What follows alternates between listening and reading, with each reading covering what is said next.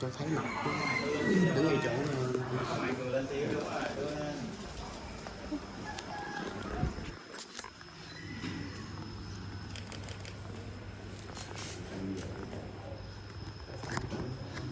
rồi đặt tay lên trên bó hoa luôn cho ơi, đặt tay lên trên bó hoa rồi đúng rồi.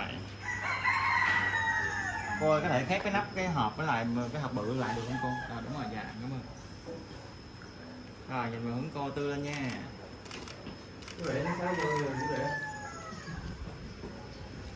Đặt tay lên trên bó hoa luôn nhau, đặt tay lên trên bó hoa, đặt tay lên trên bó hoa.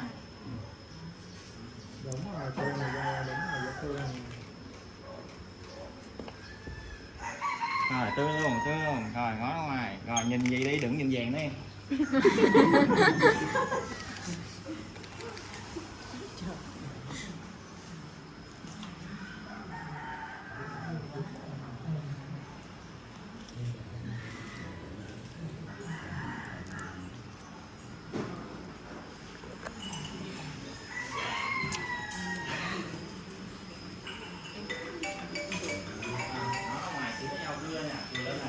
Này bên